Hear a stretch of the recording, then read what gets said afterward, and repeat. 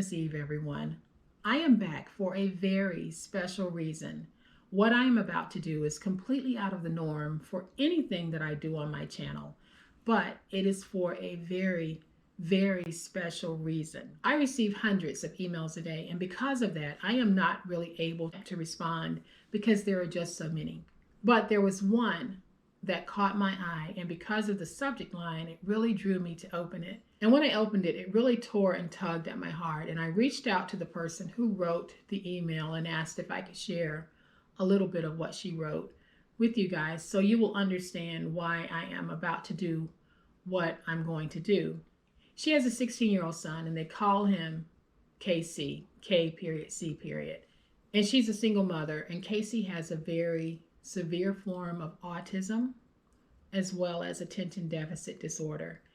And as she mentioned in her email, at times it can be very difficult to settle him, to get him to calm down. And she said that one day Casey was having a very difficult time. She had YouTube playing, and one of my videos came up.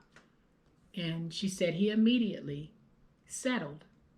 She doesn't know what it is about the video. Could have been my hands, could have been my voice. She had no idea what it was that caused him to just calm and settle. As she put it, there was just something about that video. So she started playing my videos for him whenever he was agitated, and she noticed that it just calmed him. So she said she decided to see what it was. Was it the movement of my hands, or was it the sound of my voice? So she only played the sound, and she said it was the sound of my voice that was settling him. So she told me that every night before he goes to bed, she plays one of my videos, sound only, and it helps him to fall asleep. I'm reading her letter, and I'm reading the gratitude that she is expressing to me for something that I don't even know that I'm doing. And then she asked me if I would do her a favor.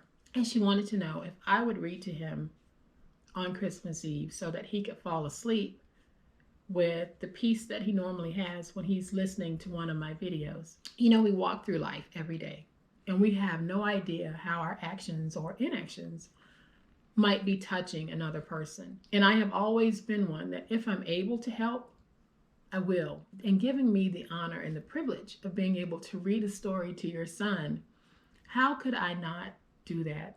And for those of us making our videos, we never know the impact of what we are doing on another person. I think that I'm just sitting here crafting. But by me sitting here crafting, it gives this mom a few moments of peace. So of course, I will read a bedtime story to Casey. And the story that she chose for me to read is so appropriate. 'Twas the night before Christmas. So I am going to try to get through this reading of 'Twas the Night Before Christmas for Casey. All right, so let's see if I can get through this in one take. 'Twas the Night Before Christmas by Clement Clark Moore.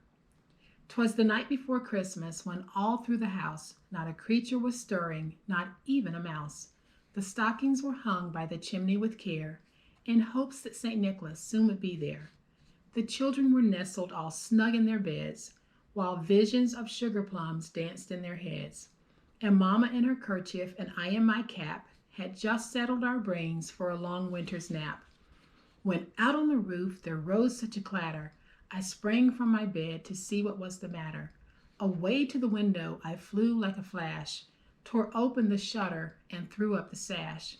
The moon on the breast of the new fallen snow gave the luster of midday to the objects below, when what to my wondering eyes should appear but a miniature sleigh and 8 tiny reindeer.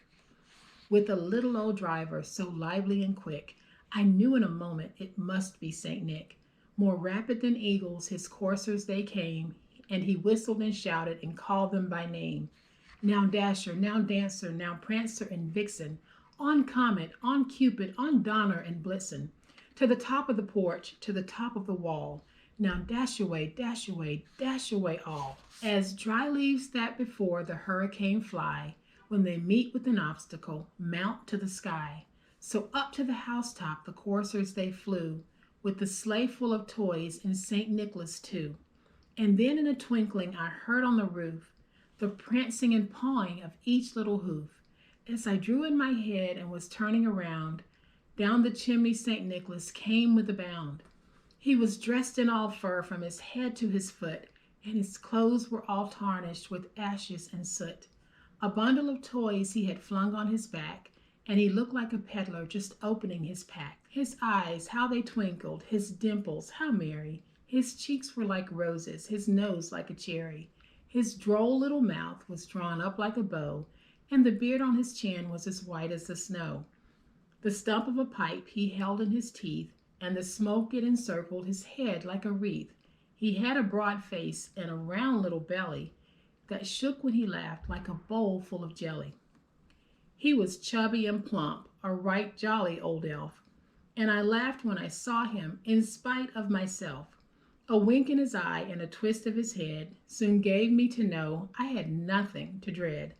He spoke not a word, but went straight to work, and filled all the stockings, then turned with a jerk, and laying his finger aside of his nose, and giving a nod up the chimney, he rose. He sprang to his sleigh, to his team gave a whistle, and away they all flew like the down of a thistle.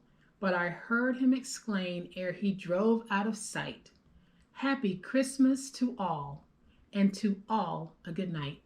So Casey, I hope that you have enjoyed this bedtime story, and I hope that you have the most beautiful of dreams tonight. Merry Christmas. Merry Christmas to everyone. Good night.